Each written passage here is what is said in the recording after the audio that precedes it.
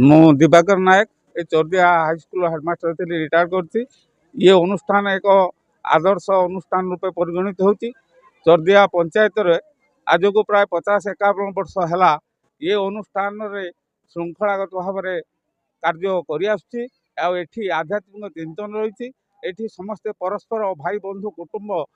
भली एठी ए पंचायतर 3 जातिर लोक हिंदू मुसलमान और ख्रिस्टियान थिले मध्य समस्ते एकजुट होई एक मनोवृत्ति नहीं भाईचारा सृष्टि करी ये अनुष्ठान को आगे चलते आउ मो छात्र मैंने ये दायित्व नहीं श्रृंखलागत भाव में अशेष अशेष धन्यवाद मुझे निजको कृतकृत्य मन करुच्ची।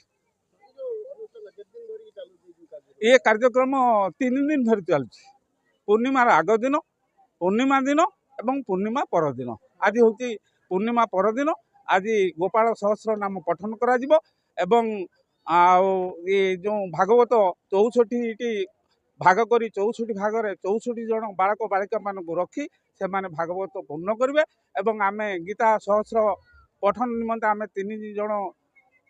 भद्र व्यक्ति नियुक्ति होइचु एवं समाने आमे उपयुक्त भाव में गीता पठन करी ये आध्यात्मिक परिवेश सृष्टि करी ये पंचायतर ये ब्लॉकर एवं सारा ओडिशार सुनाम अर्जन करने आमे आशा करुँ। ये अनुष्ठान स्वर्गत नित्यानंद बेहरा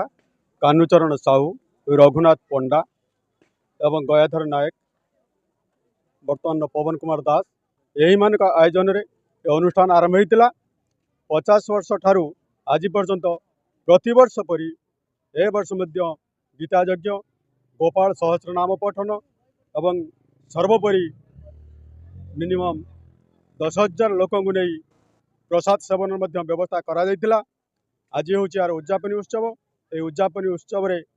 64 जन महंत सहित 4 जन 3 जन भागवत पाठ करेंगे एवं सर्वोपरि सर्वशेष हरिलुट कार्यक्रम रखा